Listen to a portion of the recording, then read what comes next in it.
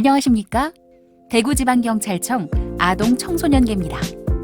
오늘은 학부모님들께 우리 아이들을 좀 더 이해하고 그들의 안전한 생활을 위해 반드시 알아두셔야 할 이야기를 알려드리고자 합니다. 이야기 나눠볼 주제에 대해 설명드리겠습니다. 먼저 학교폭력이란 무엇인지, 최근 문제가 되고 있는 사이버 범죄는 어떤 것들이 있는지, 학부모님들은 어떻게 대응해야 하는지, 그리고 청소년 안전사고와 관련한 유의사항을 알려드리겠습니다. 먼저 학교 전담 경찰관의 역할, 학교폭력의 정의를 살펴보겠습니다. 학교 전담 경찰관은 학교폭력이 일어나면 가해 학생을 선도하고 피해 학생은 보호하며 모두가 건전한 학교 생활을 할 수 있도록 도와주는 역할을 하고 있습니다. 그 외에도 소년범들과 비행 청소년들을 다양한 방법으로 선도, 보호하고 있습니다. 지금 보시는 뉴스 제목은 학부모님들께서도 한 번쯤은 보셨을 것입니다. 소중한 우리 아이들에게 요즘 어떤 일이 벌어지고 있는지, 최근 청소년들은 어떤 위험과 문제에 노출되어 있는지 저와 함께 알아보겠습니다. 학교폭력의 개념을 어려워하시는 분들도 많이 계신데요. 한마디로 정리하자면 학교 안이든 밖이든 상관없이 학생을 대상으로 발생하는 모든 괴롭힘을 학교폭력이라고 생각하시면 됩니다. 그 중에서도 요즘 특히 사회적 문제가 되고 있는 사이버 폭력에 대해서 살펴보겠습니다. 사이버 공간은 학생들이 자주 사용하는 카카오톡, 페이스북 같은 모바일상 가상 공간을 말합니다. 재미를 우선시하며 누구에게나 나를 숨기고 활동할 수 있다는 익명성 때문에 더욱 과감해지고 해서는 안 되는 행동까지 하는 친구들이 종종 있습니다. 사이버 공간에선 어떤 범죄들이 일어나고 있는지 사이버 폭력, 사이버 성폭력, 사이버 도박으로 나누어 살펴보겠습니다. 먼저 사이버 폭력은 오프라인에서 이루어지던 학교 폭력이 온라인으로 옮겨간 형태로 볼 수 있습니다. 대표적인 유형으로는 허위 사실 등을 유포하며 피해자에게 고통을 주는 사이버 따돌림, 피해자를 메신저에 초대하여 가둬놓고 괴롭히는 사이버 감옥, 피해자의 사진을 무분별하게 게시하는 이미지 유포 등이 있습니다.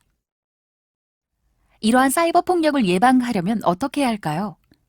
요즘 친구들을 보면 페이스북 같은 SNS에 친구 수가 많으면 내가 인기 있는 것 같고 유명한 사람이 된 것 같다는 잘못된 생각 때문에 무분별하게 친구 추가를 하는 경우가 있는데요. 상대방의 정보가 아이디뿐인 SNS 공간에서는 친구 추가를 신중하게 해야 합니다. 최근 연예인들 중 학창시절의 학교폭력 가해 행위가 밝혀져 연애 활동을 중단하는 사례를 본 적이 있을 겁니다. 여러분의 자녀가 나중에 어떤 직업을 가지게 될진 아무도 모릅니다. 학창시절의 잘못된 판단과 행동으로 꿈을 이루지 못하고 평생 후회하는 일을 만들어선 안 되겠죠? 다음으로 사이버 성폭력에 대해서 알아보겠습니다. 사이버 성폭력은 불법 촬영 및 불법 촬영물 유포와 유포 협박, 저장, 전시 등 사이버 공간에서 일어나는 성폭력을 말하며 대표적인 유형으로는 불법 촬영, 몸캠 피싱, 랜덤 채팅이 있습니다. 먼저 불법 촬영부터 살펴보겠습니다. 최근 학생들의 스마트폰 소지가 늘어나면서 불법 촬영 범죄가 증가하고 있는데요. 불법 촬영은 카메라나 이와 유사한 기능을 갖춘 기계 장치를 이용하여 다른 사람의 신체를 그 의사에 반해 촬영하는 행위를 말합니다. 여학생들의 신체 부위를 상습적으로 불법 촬영해 SNS에 올린 남성들이 경찰에 적발됐습니다. 영상물을 내려받아 소지한 남성들도 무더기로 검거됐습니다. 천효정 기자입니다. 버스를 기다리는 여학생들 뒤편에서 한 남성이 휴대전화를 보는 척하더니 촬영을 시작합니다. 이 남성은 여학생들이 움직일 때마다 따라다니며 촬영을 계속합니다. CCTV 화면 속 남성은 28살 정모 씨로 지난해 7월부터 여학생들의 신체 부위를 25차례 몰래 촬영하다가 경찰에 구속됐습니다. 정 씨는 촬영한 영상을 해외 SNS 계정에 올려 판매해 120만 원을 받아 챙겼습니다. 핸드폰을 보는 척하면서 몰래 촬영했습니다. 버스 정류장이나 버스 안에서 촬영했습니다. 고등학생 전모군도 같은 수법으로 여학생들을 불법 촬영해 SNS에 게시한 혐의로 입건됐습니다. 다음은 몸캠 피싱인데요. 몸캠 피싱은 SNS로 친구가 되어 친밀감을 쌓은 후 음란 채팅으로 신체 노출 사진 확보, 악성 프로그램을 설치한 후 지인들의 주소록을 탈취하여 영상을 유포하겠다고 협박하는 유형입니다. 피해자의 대부분이 남성이라고 합니다.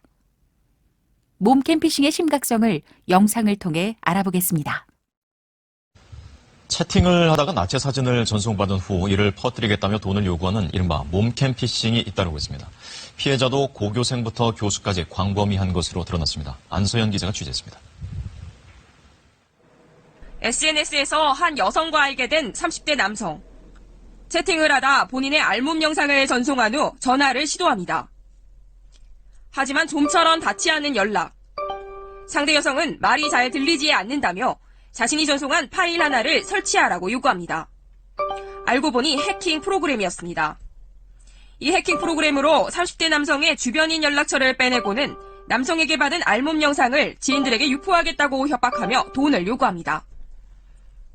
남성은 3차례에 걸쳐 200만 원을 보내고 맙니다. 이 같은 수법으로 돈을 뜯어내는 이른바 몸캠 피싱 사례가 잇따르고 있습니다. 지난해부터 현재까지 제주지방경찰청에 접수된 피해 신고만 무려 43건. 2017년 29건을 훨씬 웃도는 수치로 피해액만 1억 원을 훌쩍 넘을 정도입니다. 피해자들은 고등학생부터 대학 교수까지 많게는 6천만 원까지 갈취당한 이도 있습니다. 하지만 용의자를 특정하기조차 어렵습니다. 네, 몸캠 피싱은 완전한 삭제와 피해 복구가 어려운 심각한 범죄이기 때문에 피해를 입지 않도록 SNS를 사용할 때는 반드시 주의해야 합니다. 다음은 최근에 이슈가 되고 있는 랜덤 채팅에 대해 알아보겠습니다. 랜덤 채팅은 채팅 앱을 통해 피해자의 신뢰를 얻고 친밀감을 형성한 후 문화상품권, 기프티콘 등 선물을 제시하여 상대방의 신체 사진이나 영상을 요구하고 협박하는 것으로 최근에 피해가 증가하고 있는 범죄입니다. 랜덤 채팅의 수법은 먼저 대화를 통해 친밀감과 신뢰감을 형성한 후 기프티콘을 주겠다며 신체 사진을 요구합니다. 그리고 사진을 받은 후에는 신체 사진을 SNS에 유포하겠다고 협박하고 성관계 등 계속적으로 다른 것들을 요구합니다. 미성년자들도 피해자가 된다는 사실이 너무 마음 아픈데요. 혹시나 부모님들의 자녀가 이러한 피해를 당한 사실이 없는지 잘 살펴보시고 피해를 당했다면 주저하지 말고 학교 전담 경찰관이나 117 센터에 신고하여 도움을 받으시길 바랍니다. 최근에 텔레그램 성착취 사건과 유사한 랜덤 채팅의 심각성을 영상을 통해 알아보겠습니다. 아동 성착취 동영상을 세계 최대 규모로 유통시킨 한국인이 적발되면서 이른바 다크웹의 존재가 알려졌는데요. 이 다크웹뿐만 아니라 SNS나 채팅 앱에서도 이런 영상들이 광범위하게 오간다고 합니다. 임주영 기자가 그 실태를 취재했습니다. SNS에서 10대 성착취 영상 관련 키워드를 입력하자 신체 부위를 찍은 사진과 영상을 판다는 계정 수십 개가 뜹니다. 사진이 있냐고 묻자 1분도 안 돼 답이 옵니다. 구체적 가격을 제시하며 다른 것들도 있다고 합니다. 이런 영상은 어디서 난 것일까? 지금 그러면 성인이신가요? 미성년자세요? 사이버 성폭력 피해자 지원센터에는 10대들의 상담이 끊이질 않습니다. 채팅 앱에서 40대 남성을 만난 14살 여중생. 예쁘다는 칭찬과 용돈에 남성의 요구대로 사진을 찍어보냈고 원하는 수위는 높아졌다고 합니다. 어린 피해자를 길들여 성착취물 촬영을 하도록 하는 이른바 온라인 그루밍입니다. 욕구를 충족을 시켜주고 관계를 통제하고 그리고 이제 그 고립을 시켜요. 의존하는 관계를 만들고 그러면서 그거를 사수의 성적인 걸로 만들면서 지난해 이 단체에 도움을 청한 10대 이하 80% 이상이 그루밍 피해자였습니다. 더 큰 문제는 이런 영상은 SNS 등을 통해 급속히 유포될 수 있다는 겁니다.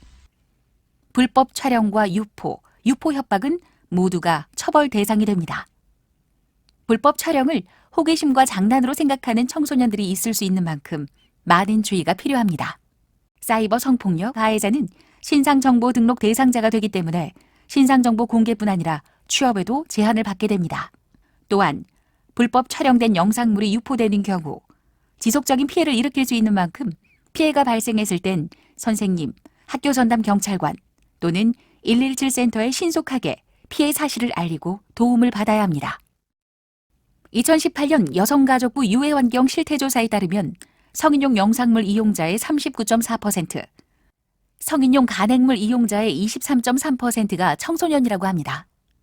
이처럼 우리 청소년들은 유해 정보에 노출되어 있습니다. 부모님의 적극적인 관심과 자녀들에 대한 유해 정보 차단 노력이 필요합니다. 사이버상에서 한번 잘못 보낸 영상은 순식간에 확산되고 완벽한 삭제가 불가능하며 피해 회복이 어렵기 때문에 특별한 주의가 필요합니다. 사이버 성폭력의 피해 예방을 위해서는 사이버상에서 낯선 사람에게 사진과 개인정보 공유하지 않기, 검증되지 않은 파일 설치하지 않기, 조건 만남 등 위험성 있는 앱 주의하기, 문화상품권 등 대가를 주려는 사람 거절하기 등 많은 주의가 필요합니다.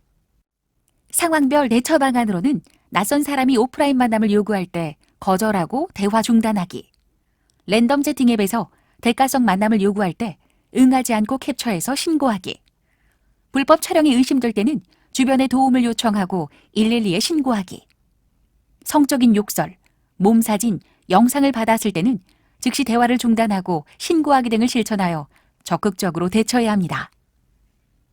피해를 당했을 때는 침묵보다는 신속한 상담을 통해 피해 축소를 위해 노력해야 합니다. 상담, 사건 신고, 영상 유포 차단과 관련된 전문기관은 다음과 같으며 기관별로 원하시는 도움을 받으실 수 있습니다. 피해자를 위해 수사, 영상 삭제, 심리적, 법률적, 경제적 지원 등 다양한 지원 제도가 마련되어 있으니 필요에 따라 언제든 연락하셔서 도움을 받으시기 바랍니다. 다음으로는 사이버 도박입니다. 사이버 도박은 인터넷을 통해 재물을 걸고 하는 모든 행위를 말하는데 최근 스마트폰을 이용해 청소년들 사이에서도 도박이 성행하고 있습니다. 사이버 도박의 유형에는 어떤 것이 있는지, 얼마나 위험한지 영상을 통해 살펴보겠습니다. 네, 스마트폰 때문에 이런 문제도 생기는군요. 청소년들 사이에서 인터넷 도박이 번지고 있습니다. 수백만 원을 잃기도 하고 목돈을 빌리기도 한다고 합니다. 조정아 기자가 취재했습니다. 스포츠인데요. 누가 이기나 지나 맞추는 거고 KBO 우리 한국 프로야구도 있고 순간이 그때 있는데 누가 제일 빨리 도착하나 맞추는 거. 얘네 배당이 좀 높아요. 2.8자 진짜 배당이 좀 높아요. 고등학생들이 접속하는 불법 도박 사이트입니다. 스마트폰 사용이 늘면서 청소년들 사이에서 인터넷 도박이 번지고 있습니다. 수백만 원을 잃기도 하고 목돈을 빌리기도 합니다. 작년 여름부터 하루에 매달 나는 시간 중에서 그동안 한 2, 300? 아, 2, 300. 일하고 알바하고 용돈 받고 친구한테 빌리고 그렇게 할 때 심지어 사채까지 손을 대는 청소년도 있습니다. 이렇게 페이스북 통해서 이제 저희끼리 소약해주는 걸 여기다 연락해서 근데 이자 막 40% 받고 많아요? 네, 많아요. 저희가 4천만 원까지 있어요. 빌리고. 중고등학생 가운데 도박 중독으로 추정되는 학생은 14만여 명에 이릅니다. 불법 도박으로 입건된 10대 청소년도 3년 새 3배 이상 늘었습니다. 사이버 도박의 유형은 이렇게 다양합니다. 도박 그 자체로 스릴과 쾌감을 느낄 수 있다는 특성과 주변에서 친구들이 많이 하다 보니 자연스럽게 접하게 되는 경우가 많은데요. 도박은 도박으로만 끝나는 것이 아니라 도박 자금을 마련하기 위해 물품 거래 사기 범죄를 저지르고 사채업자에게 돈을 빌리는 등 많은 문제가 발생하고 있습니다. 사이버 도박은 도박 사이트 행위자, 도박 사이트 운영자로 나누어 처벌하고 있고 형법, 국민체육진흥법 등 다양한 법으로 엄중하게 처벌하고 있습니다. 사이버 도박을 예방하려면 게임은 재미와 친목도모를 위해서만 하도록 교육하고 자녀가 갑자기 지출이 늘었다거나 다른 일에 소홀해질 때 적극적으로 관심을 가져야 하며 한국도박관리센터에서의 상담도 가능하니 필요할 경우 상담 등 도움을 요청하시기 바랍니다. 앞에서도 중간중간 예방법에 대해 언급했지만 내 자녀가 학교폭력 피해를 입을 때, 가해를 할 때 나타나는 징후에는 어떤 것들이 있는지, 어떻게 대처해야 하는지 살펴보도록 하겠습니다. 지금 우리 아이가 피해를 당하고 있는 것은 아닐까요? 나 요즘 학교에서 왕따 당한다? 엄마, 학교 형들이 돈 갖고 오래. 아빠, 나 어제 원식이한테 또 맞았어. 아이들은 이렇게 말하지 않습니다. 엄마. 왔니? 저기. 그래. 학원 가야지. 일어나. 나 아파. 학교 안 갈래. 얘가 또 꾀병이야? 이거 웬 상처야? 그게 어디 봐. 에이, 이 정도는 괜찮아. 어쩌면 아이들은 지금도 학교 폭력을 말하고 있을지도 모릅니다. 영상에서 보신 것처럼 아이들은 괴롭고 힘든 일이 있을 때 바로 표현하지 않는 경우가 많고 전학 가고 싶어요, 아무 얘기도 하기 싫어요 등의 이야기를 하는 것을 발견한다면 혹시 학교 폭력 피해를 당하고 있지 않는지 세심히 관찰하고 살펴봐야 합니다. 피해를 당한 자녀에게 자녀 탓을 하거나 절망하는 표현을 하는 것은 절대 금물입니다. 아이들이 마음의 문을 닫아버리게 되니까요. 무엇보다 내 아이의 이야기를 들어주고 공감해주고 믿어주는 것이 가장 중요합니다. 자녀에게 안정감을 줄 수 있는 존재는 바로 부모님들입니다. 자녀의 학교 폭력 피해 사실을 알게 되면 다양한 방법을 통해 증거를 수집하고 학교 관계자와 논의 및 학교 전담 경찰관, 117 센터에 전화하여 해결 방법을 함께 찾아나가시면 도움이 될 것입니다. 학교에 알리기도 전에 찾아가 보복 폭행을 하거나 과도한 합의금을 요구하는 것은 쌍방폭행이 될 수 있고 오히려 내 자녀에게 더 큰 상처를 줄 수 있기 때문에 주의해야겠습니다. 지금까지 우리 아이가 피해자인 경우에 대해 살펴봤는데요. 우리 아이도 언제든 가해자가 될 수 있습니다. 돈 씀씀이가 커지고 늦게 귀가한다거나 문신을 하고 폭력적인 행동을 보인다면 대화를 통해 그 이유를 잘 파악해 보아야 합니다. 만약 가해 행동을 하고 있음을 알게 된다면 무조건적인 꾸지람보다는 피해 학생에게 진심 어린 사과를 전하고 다시는 그런 일이 발생하지 않도록 잘 교육하는 것이 중요하겠죠. 폭력을 정당화한다거나 피해 학생에게서 원인을 찾고 가해 사실을 부인하며 아예 자녀의 행동에 대해 무관심한 것은 잘못된 대처입니다. 부모님의 적극적인 대처가 학교 폭력 예방과 문제 해결에 큰 도움이 됩니다. 다음으론 청소년 안전사고에 대해 살펴보겠습니다. 우리나라 청소년의 사망 원인 1위가 무엇인지 아시나요? 자살이라고 합니다. 계속해서 대두되고 있는 심각한 사회적 문제입니다. 청소년들의 자살 시도 이유는 학교 성적, 가족 간의 갈등이 주를 이루고 있습니다. 또한 청소년 자살은 우울감과 연관지을 수 있는데요. 2018년 중고등학생의 우울감 경험률이 27.1%에 달하고 있습니다. 남학생보다는 여학생이, 중학생보다는 고등학생이 우울감 경험률이 더 높은 것으로 나타났습니다. 혹시나 우리 아이가 사라져 줄게, 나 같은 건 살 필요가 없어 라고 이야기하는 자살 징후를 보인다면 우리 부모님들의 현명한 대처로 비극을 막아주세요. 무관심 보이지 않기, 직접 다가가 대화하기, 전문가의 도움 요청하기. 결국 가장 중요한 것은 부모님의 아이에 대한 이해와 관심입니다. 마지막으로 교통안전입니다. 우리나라의 보행자 사망자 수는 OECD 국가 평균보다 3배가량 높다고 합니다. 교통사고 없는 안전한 보행을 위해서는 횡단보도를 건널 때 녹색불로 바뀌었다고 해도 반드시 전방과 좌우 확인 후 지나야 하며 길을 걸을 땐 스마트폰을 사용해서는 안 됩니다. 스몬비라는 단어를 들어보셨나요? 스마트폰과 좀비의 합성어로 스마트폰을 보느라 길거리에서 고개를 숙이고 걷는 사람을 말합니다. 실제 사고 영상입니다. 네, 주위를 살피지 않고 스마트폰을 보며 무단횡단을 하고 있습니다. 영상에선 모두 보행자가 스마트폰을 보다가 사고가 발생했죠. 실제 보행자 3명 중 1명은 스몬비족이라고 합니다. 이로 인해 사고 발생률은 76%나 증가한다고 합니다. 또한 요즘 전동 킥보드나 투휠 같은 이동수단도 많이 이용하고 있는데요. 이것은 차도로만 통행이 가능하며 보호장구는 필수로 착용해야 합니다. 개인형 이동수단의 위험성을 영상을 통해 확인해 보겠습니다.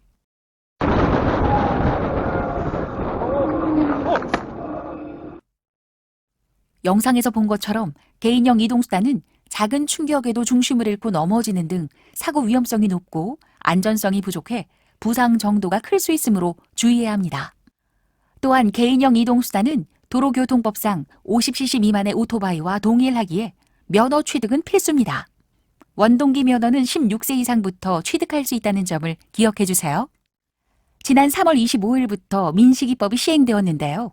어린이 보호구역 내에서는 과속단속 카메라, 횡단보도 및 신호기 등을 의무적으로 설치해야 하고 어린이 보호구역 내에서 안전운전 의무 부주의로 어린이를 숨지거나 다치게 한 경우 특정 범죄 가중처벌 등에 관한 법률에 따라 가중처벌됩니다. 스쿨존은 교통사고로부터 어린이를 보호하기 위해 유치원, 초등학교 등 주 출입문 중심으로 반경 300m 이내를 보호구역으로 지정하는 곳인데요. 스쿨존에선 반드시 30km 이하로 서행하며 운전자와 어린이의 시야를 가리는 불법 주정차는 절대 해서는 안 됩니다. 오늘 유익한 시간이었나요? 학부모님의 행복한 가정을 위해 조금이나마 도움이 되었으면 좋겠습니다.